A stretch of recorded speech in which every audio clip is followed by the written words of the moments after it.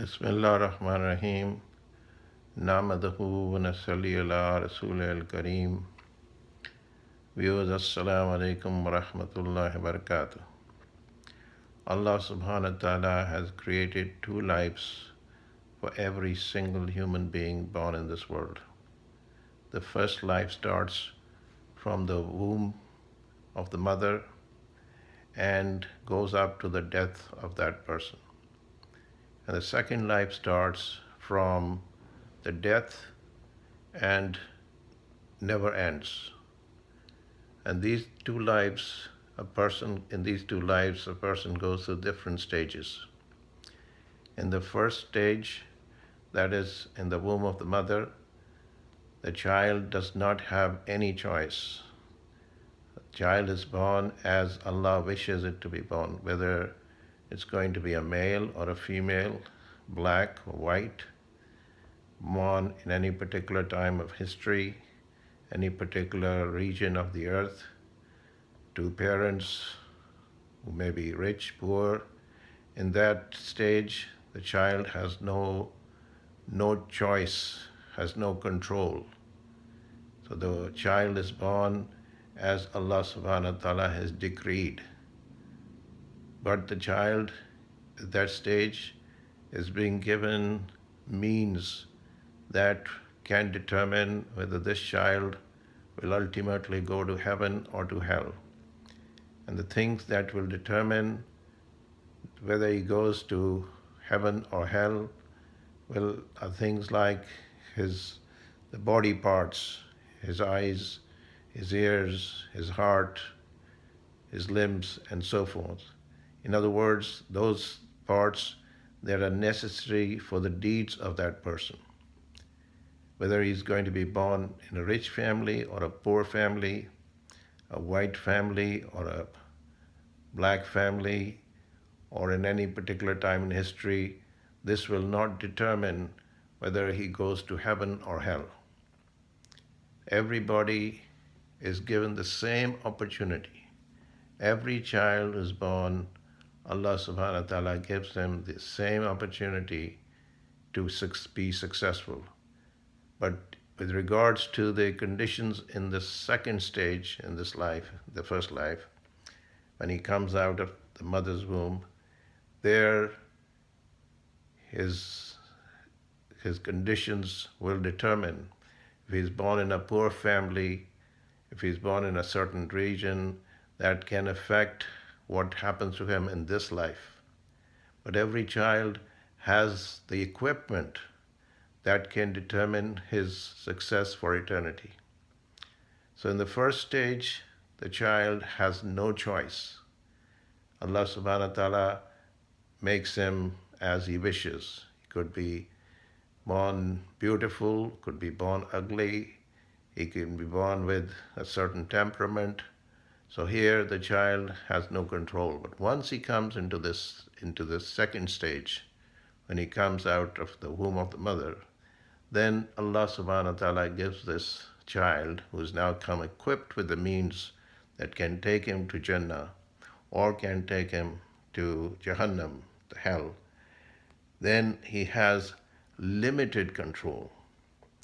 And in this life, he has the control, he has the choice whether to believe in Allah or not believe in Allah. Every single child has that.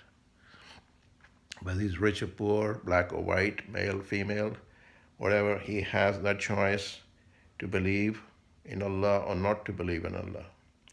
He has a choice to obey Allah or not to obey Allah.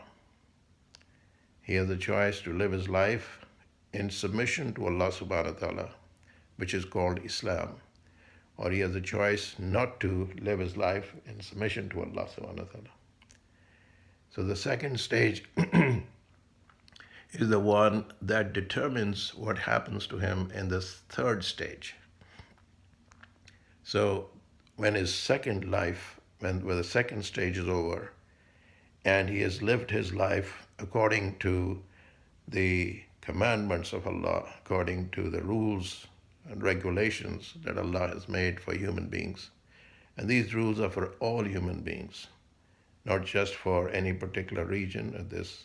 This is for all human beings. If he's lived his life which is pleasing to Allah subhanahu wa ta'ala, then his second stage, and the third stage, that is when he enters into the next life, his second life, that will be good for him. That will be a successful life. And that success will never end. So when he goes into the third stage, into the third phase, if you like, or into the second life, then he will see the results of what he did in the previous life. Then he will remember. Everything will be there for him to know how he made out, whether he got success or he was a failure. So Allah subhanahu wa ta'ala has given us these two lives for a reason.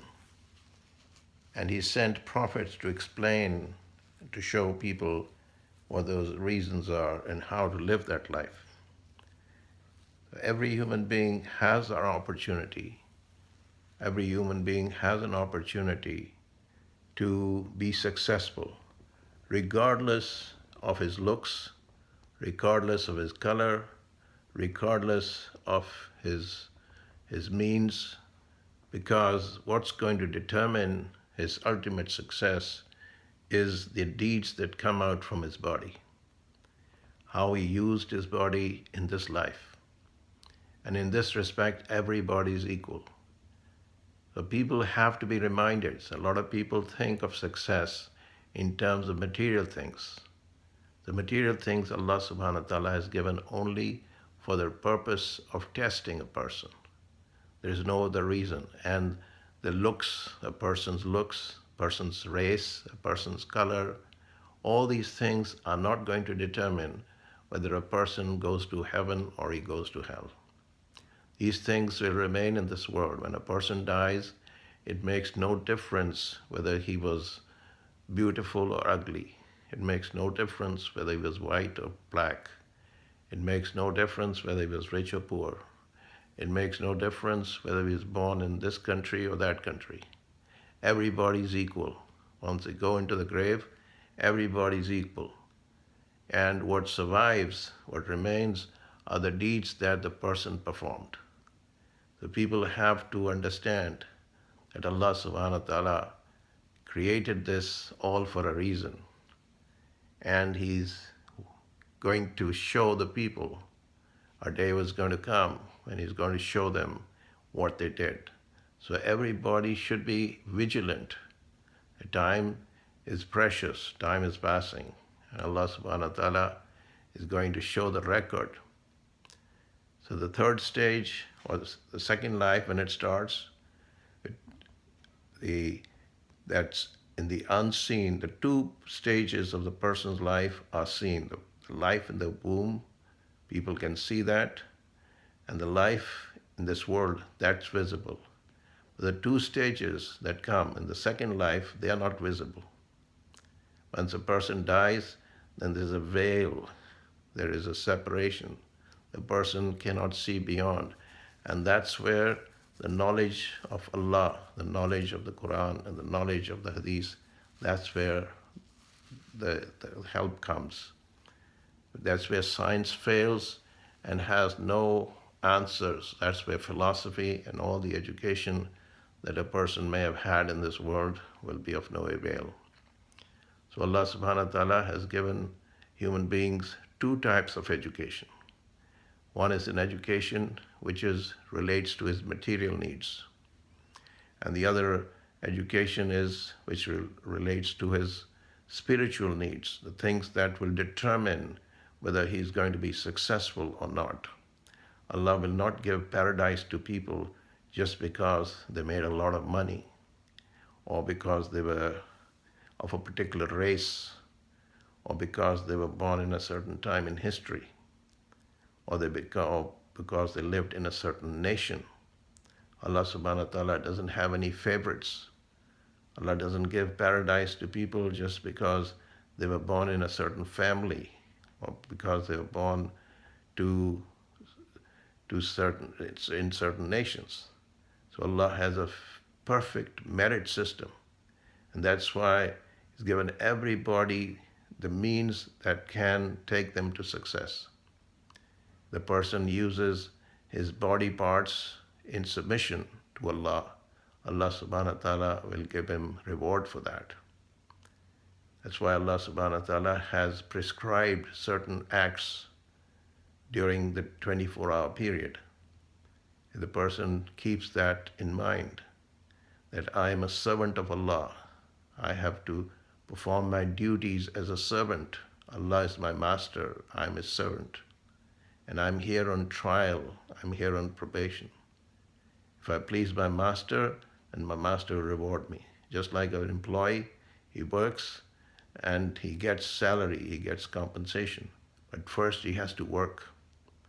When he does the work, then he gets the compensation. So Allah subhanahu wa ta'ala put that in this world to explain the principle that in order to get the salary, in order to get the reward, in order to get the benefits, you have to do what the employer, the person who is making you work, whatever he demands, you do that. And in this case, Allah subhanahu wa ta'ala does not get any benefit from the person. In worldly affairs, when employers pay salaries to their employees, they're getting a benefit from the employee. They're making money out of the employee, and they pay a small part of that to the employee. But in this case, Allah subhanahu wa ta'ala does not get any benefit. Allah subhanahu wa ta'ala gave the rules for the benefit of the creation. But this is to test him, whether he is going to believe in the life that is to come or he's not going to believe. So in other words, to sum up, the two stages are known by people. They are visible. And the two stages that are to come, the one after death, the second life, in other words, they are not visible. And that's where Iman, faith, comes in. And what Allah subhanahu wa ta'ala has given us knowledge, the knowledge is given to us in the Quran, that the nations that were negligent, they did not pay attention to the rules, to the commandments of Allah subhanahu wa ta'ala, ended up destroying themselves. And the nations that submitted to Allah, that did what they were required to do, they were successful. Allah subhanahu wa ta'ala brought them honor, success in the worldly life. And of course, the real success is in the next life. So viewers, it's very important to keep this in mind, that our education system that human beings have developed is not complete. It's one-eyed, as has been said before. It does not look with the other eye. It is just focusing on this short, temporary, material world. It is not looking at a world which is going to come. And this is a big loss for humanity. People talk of human rights. People talk of kindness to others. But what about this kindness to others to help them understand the reality? Why there are so many religions in this world? Why there's so much conflict? Because people don't understand the reality. Allah is one. He has one rule for all humanity. When a child is born, whether he's born in America, Africa, China, Japan, he has the same equipment. He has eyes and ears and heart and lungs and kidneys, everything humans all over the world have. Every child is blessed with that. And those are the things that are going to determine what happens to this. So the child who's born in Africa, in the poorest of areas, with no resources of any kind, he also has the opportunity to go to paradise. And the child who's born in the richest part of the world, to the richest parents, he also has an opportunity to go to paradise. But the choice he has to make once he comes out of the mother's womb, he has a limited control. Allah subhanahu wa ta'ala has given him a certain degree of control. And he can only make the right choices if he has the knowledge. As we know, when we make choices, we need to have knowledge. If we need to go to a doctor or a lawyer or any professional for that matter, we have to do some research. Who is the best person? Where should we go? We want to go to university or college, we do research. We want to get a job, we go to get employment in companies, we do research.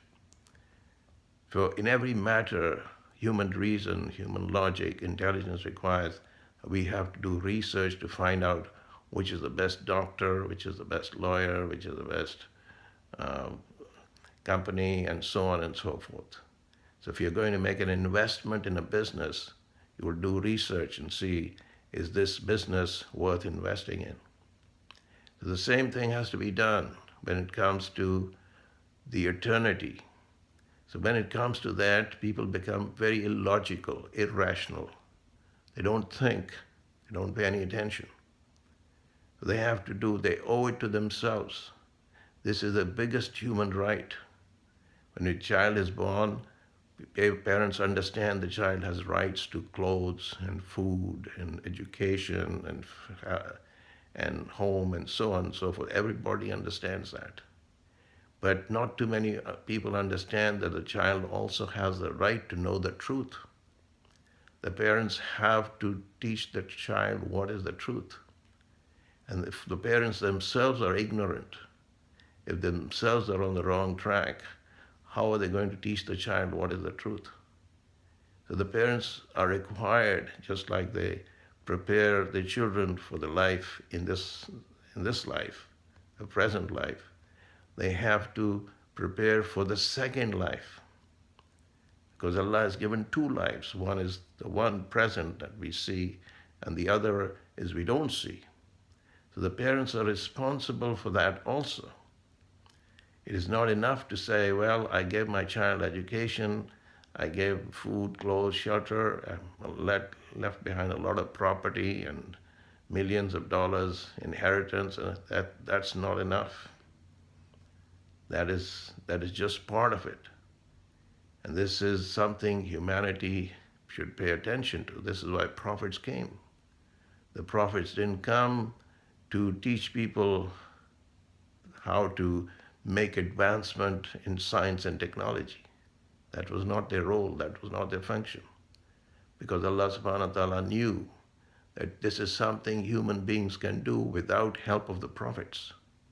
Allah subhanahu wa ta'ala knew the human beings don't need divine books, scriptures to teach them how to do this. It doesn't even require to be a believer to make computers and to make planes and to make bridges. Even unbelievers can do that. So Allah subhanahu wa ta'ala did not send prophets to give this kind of knowledge. The real knowledge which is needed is something that's beyond human ability. So humans have to pray, humans have to use their time